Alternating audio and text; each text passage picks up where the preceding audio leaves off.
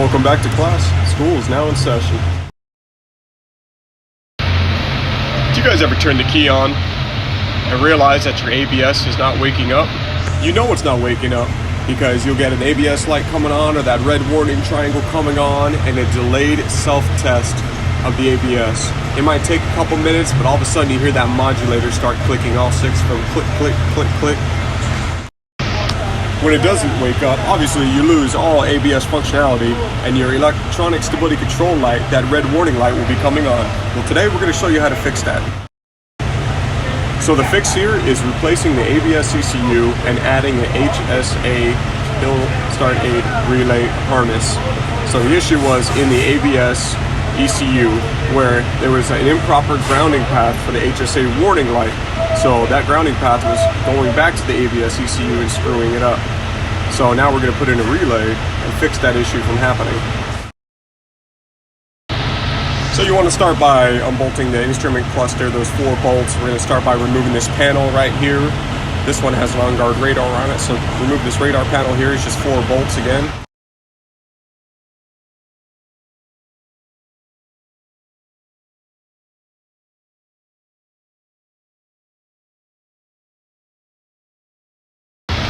And then we're going to unbolt the lower section of your dash. That's 3 bolts over to the right, 2 bolts in the middle, and there should be 1 bolt over there by the accelerator pedal.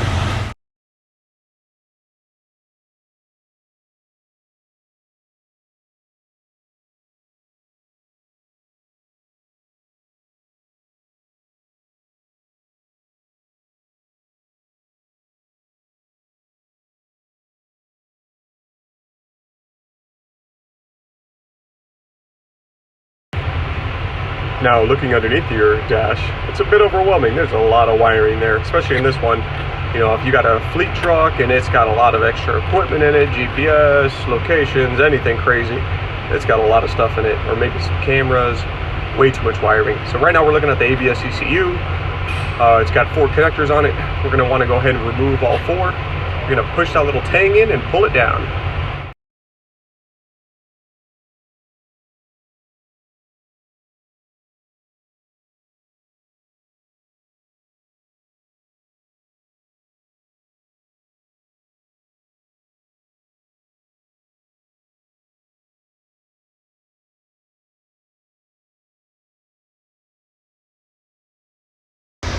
So there are 2 bolts holding this ABS ECU down.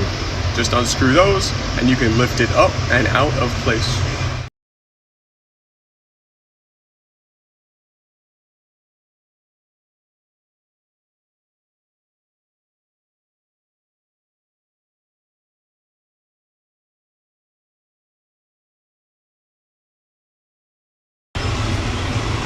Here we're looking at the part number for the ABS ECU and the HSA relay harness.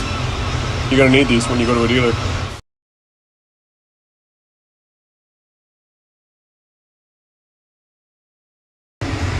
Alright, grab that correct part number ABS ECU, slide it into place, we're going to bolt it down, and we're going to just put the connectors right back in. And again, if you are allergic to animals, you better watch out from being underneath the dash because there is a lot of chupacabra hair down here. It's dangerous.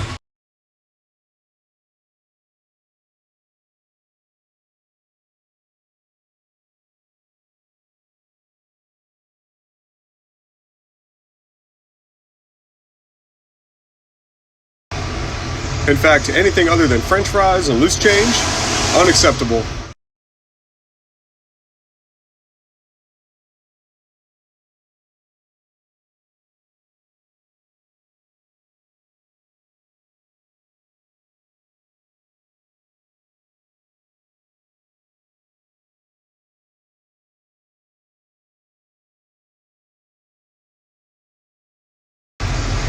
Alright, so we're grabbing that new harness. We're going to find a mounting point underneath that central gateway, which is that square box over to the left there. There's a little tab inside that frame where it's going to wrap a zip tie to it and attach the zip tie, or the relay to the zip tie there. And then we're going to start routing our harness.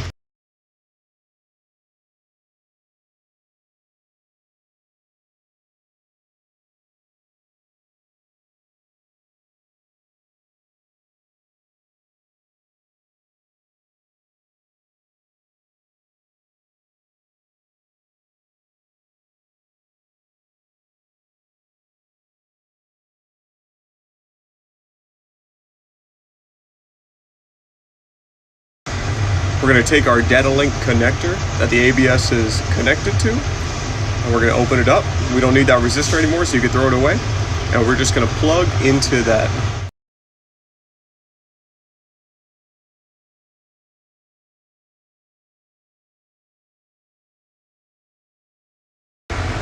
Once that is done, we're going to tie our harness off into the bundle that's going upward through the dash. And we're just going to follow it up through the middle portion of the dash.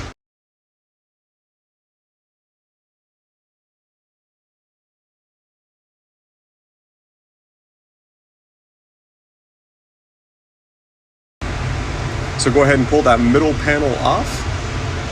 Look underneath, grab the wiring that you are routing in there.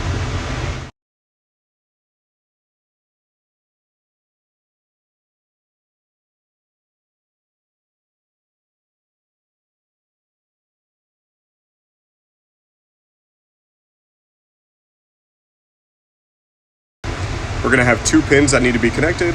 One that goes to the instrument cluster, which is the long one, and then that red one that's going to the ignition splice pack that's right there under that HVAC duct.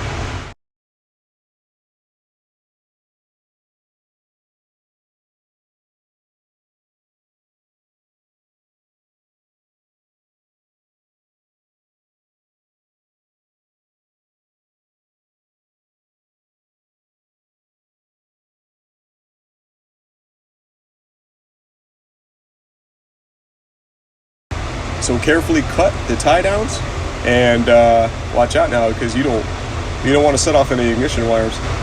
Or I guess you'll find out what happens, right?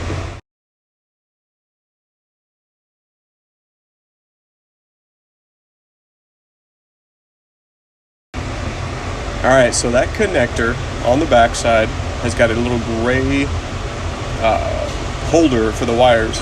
We're going to unclip that holder, which is 2 spots on one side and 1 spot on the reverse side. Kind of hard to see since I'm trying to hold the phone at the same time. A little bit of a pain since no one wanted to fill out my application for a cameraman. So work with me here. There it is. You can see 1, and then 2 on the opposite side there. Then we're going to go ahead and pull that out.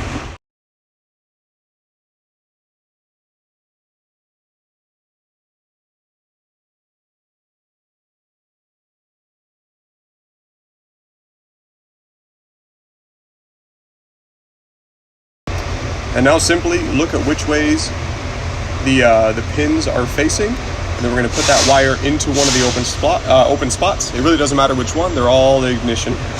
We're just stealing power. That's all.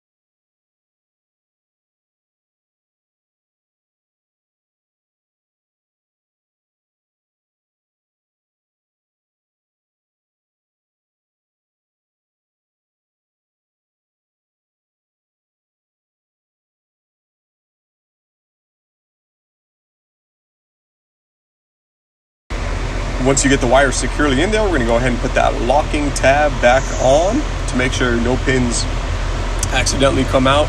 Anything could happen, right? You never know.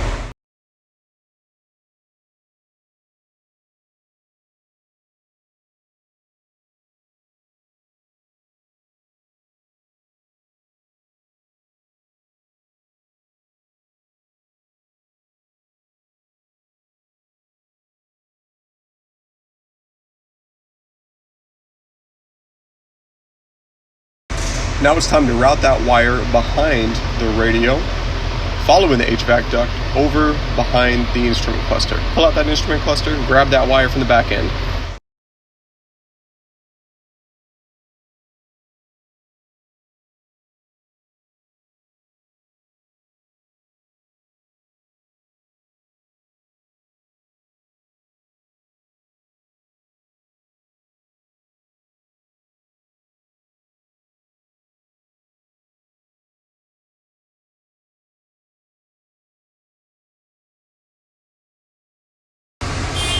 Alright, so once you grab that wire, we're going to go ahead and pull off the connectors from the instrument cluster.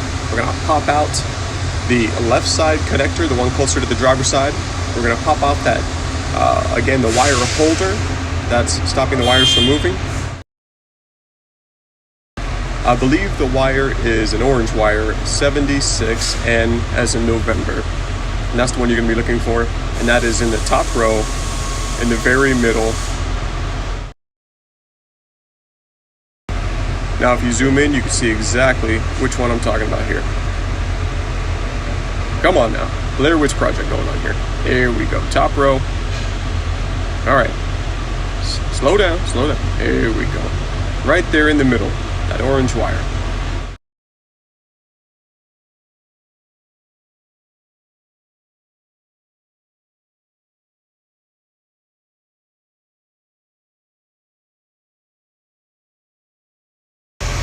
All right, there it is. I'm glad I showed it. 376N is the wire number.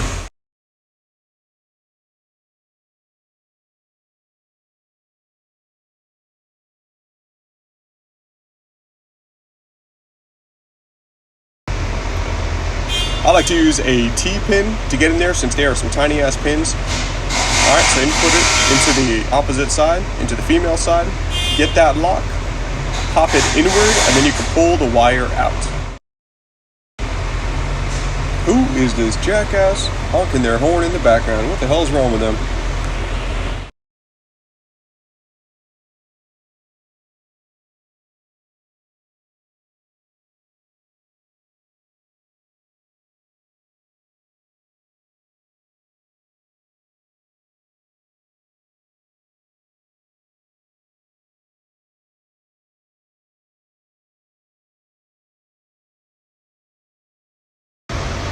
Alright, so grab the new one, put it in exactly the same spot as you took it out from. Make sure that locking terminal is not damaged on it before you put it in.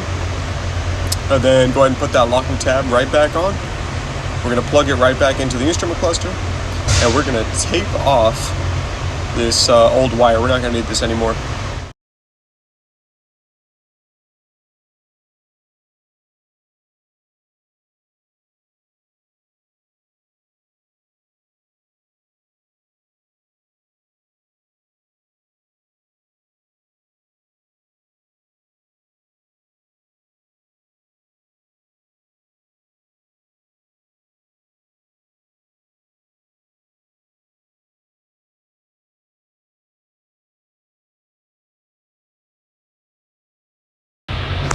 Any loose wiring back there, go ahead and tie it up. You don't want anything rubbing where it shouldn't be.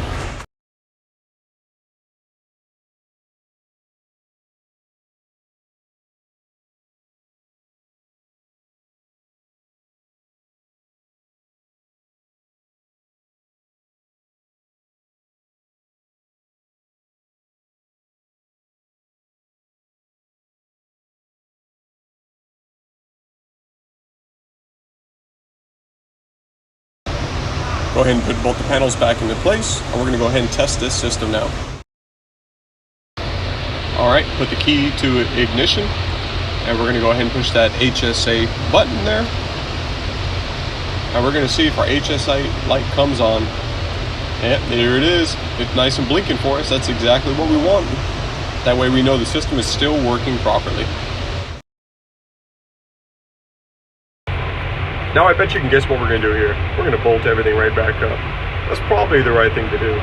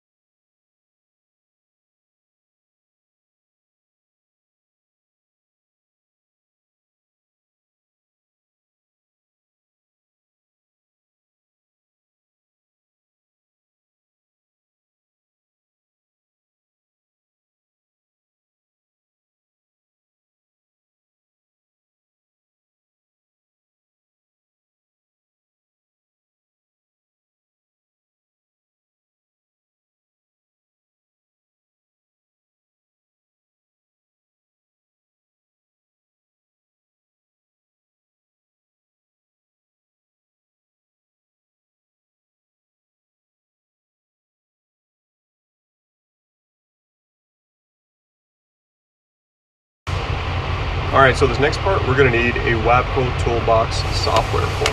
We're going to go ahead and open up the software. We're going to go to Pneumatic ABS. We're going to go to Utilities. No, we're going to go to Components right there. Alright, we're going to go to ESC. Now we're going to do a little bit of calibrating. A little bit of it's called end of line calibration, EOL calibration. We're going to do the SAS, which is the steering angle sensor, and then the ESC right after that, electronic stability control. With this one, we're just going to go ahead and start the truck. We're going to idle it. We're going to hold the wheel exactly center so it can calibrate the steering angle sensor exactly where it needs to be. So we're going to go ahead and push that space bar, click OK, calibrating. If it fails, it'll let you know and you just try again, that's all. If it fails again and again, go ahead and clear the codes and then try it again and it should work for you. So now, once that's calibrated, that was good. We're going to go ahead and do the end of line calibration now, the ESC, which is just straight driving for 800 feet and then a couple of 360-degree turns, left and right. So right now we're on this 800 feet straight ahead portion. So, computer hooked up, I'm ready to go. Your red warning light will blink as it's calibrating. Alright, and you got to be above 12 miles an hour. That's the other catch. So you need a big open space.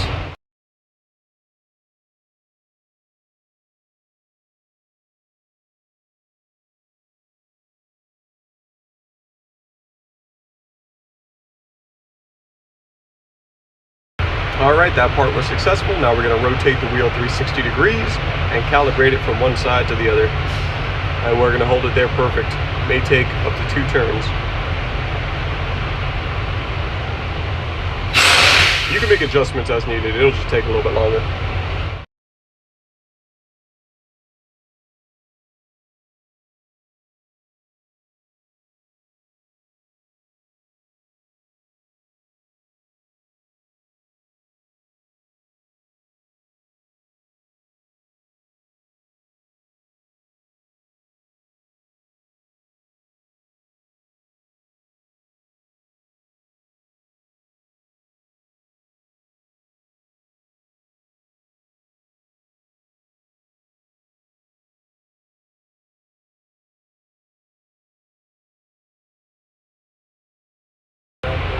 Right side was successful, now we're going to go ahead and do the left side. Same exact way.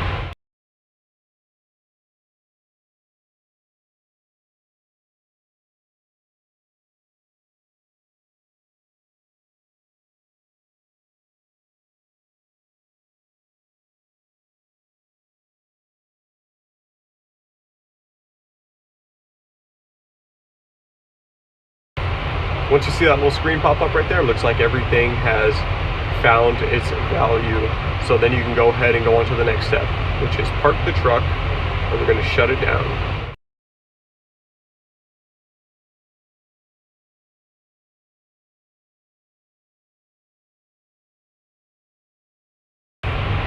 So we're going to close out of this screen right here. And then this one, as soon as we close, we're going to turn the ignition off. So once it's done at the same time. Sometimes this works good, sometimes this does not. So once you close and do ignition off, go ahead and wait about 2 minutes, and then we're going to turn the key back on and see if our red warning triangle is there or if it went away. So go ahead and close, key off, shut her down, give it a couple minutes.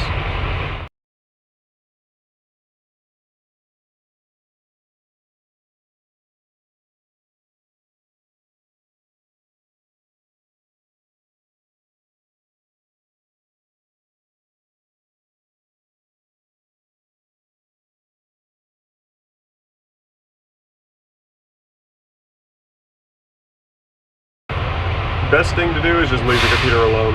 You know, you try backing out, you might get some error messages, you may freeze, you may screw it up. Something's always bound to happen.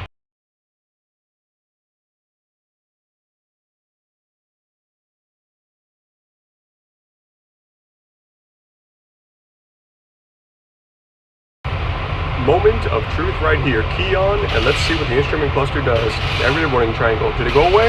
No, it's still there. See, this procedure might take a few times to accomplish. A lot of times it'll get down on the first one, but in this case it did not. So I'm gonna have to do the exact same thing with the SAS and the ESC programming. So now I just finished with the second program and everything's saved successfully. That's exactly how it's done. Now the ABS is working fine. I won't have this delayed issue any longer.